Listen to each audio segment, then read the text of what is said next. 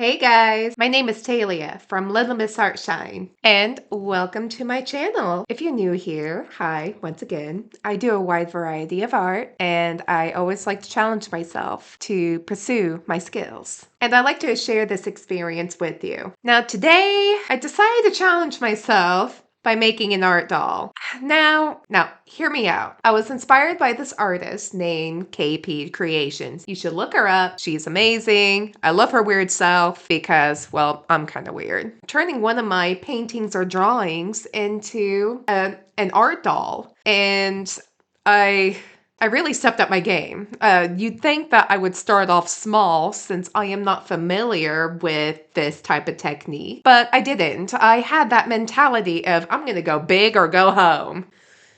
This took me so much longer than Azul here. After this, I have to make something that's a little bit easier, cause Yeah. so what I decided to work on is this drawing, a Giraffesaurus. And I just love the combination. And there is a little bit more deep meaning behind this drawing, but decided not to get into it. And the reason why I decided to make it a girl, because it was going to have eyelashes, but it didn't. But instead of it making it big and monstrous, I decided to make it, like a little baby form. So yeah, we're gonna go ahead and get started. Now, the first thing you do is whip out your aluminum foil to help create a proper structure for the clay. This will also help you reduce the amount of polymer clay that you're going to need because you don't want the head to be too heavy and the clay is, well, expensive. So what I'm trying to say is aluminum foil is your best friend. Now, once you're done, you plop out your clay and then struggle to slice it. Once it dawns on you, you pull it out, check for any cuts, then flip it on the right side. Then you cut as many slices as you please. Now, I didn't properly seal this clay up in a bag because when I ran my slices of clay in a clay conditioner, and instead of it coming out all thin and smooth, it came out as all nice and clumpy. And then boom! It's a wickabot. Okay, we don't have time for terrible jokes. We need to fix this and move on. So I'm using one of my sculpting tools to help smooth out the surface. Now I'm going to be using these. They're called cabochons. However, I just call them glass eye. I've seen other artists do this method with their art dolls. I love the results, so I'm sticking with it. Now, I'm using this tool called the extruder to help create eyelids for the eyeball, and I'm just going to simply use my sculpting tools to smooth it out and make it look like, well, an eye. I'm going to be using these medium-sized wire as antennas for the giraffe. And then, of course, my cat doctor has to come over and inspect my hard work. So far, I think he approves. Or we're just going to be real, he was just wanting some of my attention. That's okay, because as far as I know, he is the best emotional support kitty. Ain't that right, Doc? Okay, I think it's time for you to join your brother, Professor. Okay, so here's the fun part. Notice anything different? My nails. I repainted them. You didn't notice? Well, anyway, as you could see, I whipped out aluminum foil to start making the ears. I am using a 16 gauge wire to hold the aluminum foil and the clay. Now, to be honest with you, I should have stopped right here. And here I am showing you the ears, and as soon as I started to put them all into place, and this is when it dawned on me, I don't like the ears. So we're gonna rip them out and, well, start over.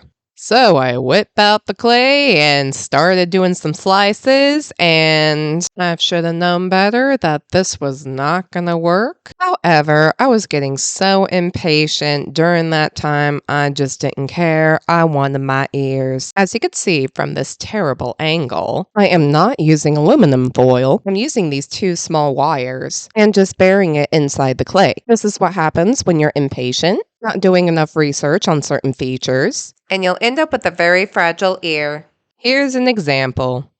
Yeah, So start over. So I got these foam sheets from Walmart with the sticky pack to have this as a filler for inside the ears. This will also help the head not be too heavy for the armature. I kept the Plan B ears because, well, I like the shape. Traced it and then cut it. I'm not too worried about the orange color peeping through because this will just add some gradients to the giraffe's fur. Then you make a duplicate and then you test it out. Close enough. Now we're going to take the wire that I twined together off camera and then use my hot glue gun to help glue it all together. And then trace the orange ears onto the white fox fur. Gotta make sure that I get both sides of the ears so they could stay as cute and fluffy. Now it's time for the feet. I tried to make sure that his feet are a little bit larger than usual to try to make it the same replica of a T-Rex. Hey, sorry for jumping in here. I just want to say thank you. It really does mean a lot to me. And if you want to see more of my content, you could always hit that like and subscribe button. What I'm trying to say is, let's be friends. If not, I get it. I hope you have a wonderful day. So anyway, let's get back to the video. We now have our cute monstrous feet with adorable little jelly beans. And now we can't forget about the T-Rex's wimpy little arms. That's going to go onto this doll. Oh, there's little Doc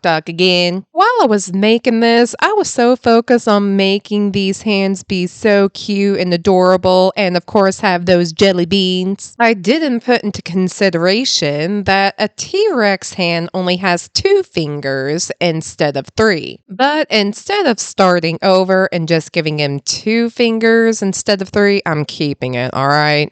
It's cute. At least it's still the smallest one throughout the rest of the body. And I'm going to do a nice little magic trick to create 2, and then, well, we're going to move on. And now it's time to get started with the armature. I didn't get rid of these ears because they don't deserve to be thrown away because of my lack of research skills. So I'm whipping out the armature balls and joints, pliers, and the connectors. And I'm going to do the best I can with what I have. The reason why I say this is because I originally tried to order more connectors for this piece. However, thanks to the holidays, it really slowed down shipping and I was not able to get it in time. But no worries, I managed to make this work and I was able to continue on with this project. This looks so creepy without its fur. And now we're going to add some fluff to this gal. I am using quilt batting to stuff it and give it the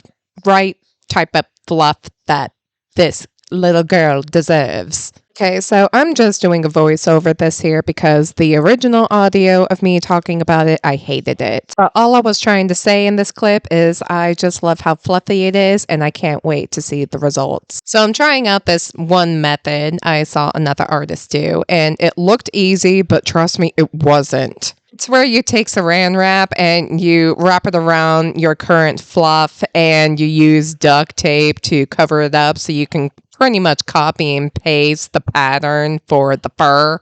And right now I'm just wondering, what is with the lights? I don't understand.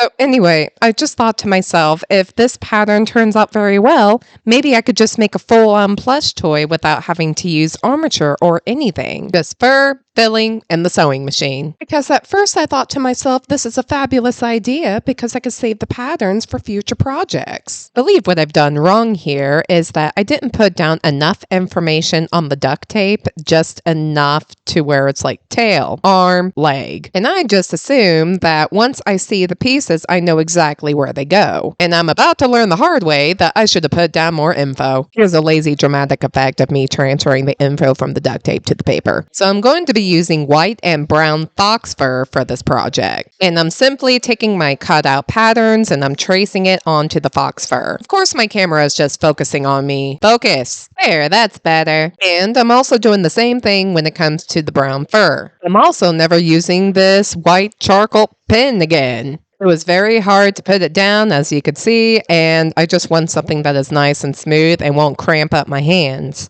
And I also added seams to these because I'm going to be using the sewing machine to help speed up the process. Here's a nice little clip to let you know that yes, I do clean up my fur mess. I'm going to sew together these cutout slots here to help round out certain features. In order to do so, I have to do a lot of hand sewing, which is not my favorite part because it's so time consuming and I really want to hurry up and speed up this process. This can be therapeutic to some degree. However, if it takes me days to hand sew all of these little slots, that's where it starts to get irritating. With the last fur done, we're able to move on and pin it all together onto the doll and speed up the process by using the sewing machine. And little Starry is here to help me. Now here's the thing that I quickly discovered. One, the pattern that I created was just a bit of a hot mess. I didn't put down enough information of what goes where, so there was a lot of guessing games. And also the fabric is also kind of stretchy, so I had to trim away certain areas anyway. And two, if you don't buy the right type of tools for this particular fabric, you're going to run into some complications. I mean, it was working fine for a while until it got to the point where it was making an unsettling noise whenever the needle went through. And for a while, the bobbin would constantly get jammed and the needle thread would not be able to pick up the bobbin thread. At that point, I didn't know what to do, and I was getting so frustrated that led me to believe that you have to hand sew the whole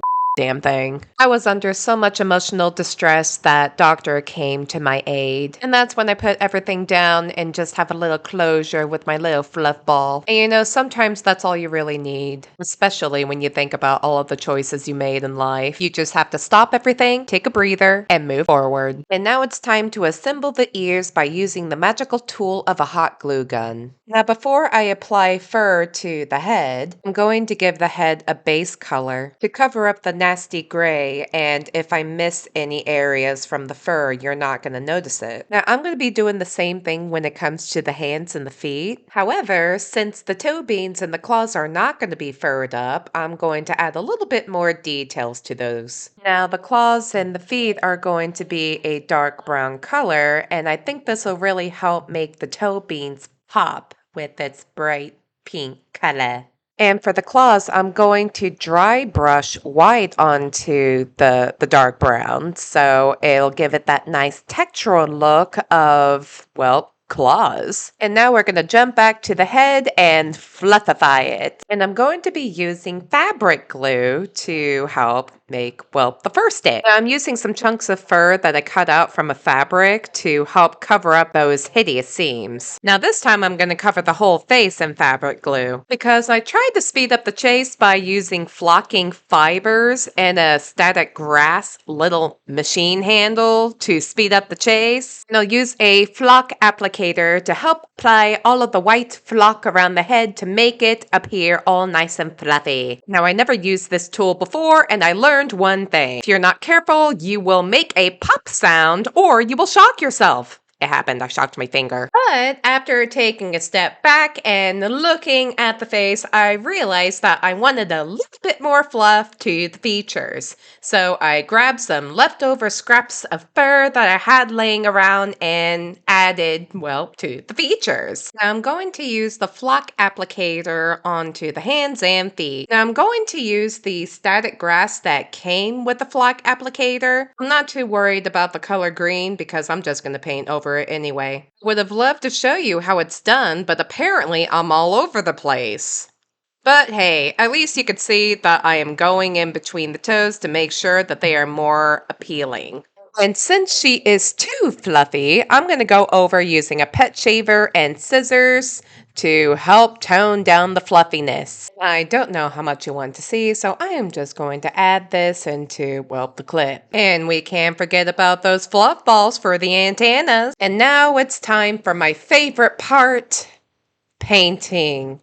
Now on the white fox fur, I'm going to spray down some yellow and then use rubbing alcohol to help remove and smudge some of the yellow into the white fox fur to kind of help give it that nice blend.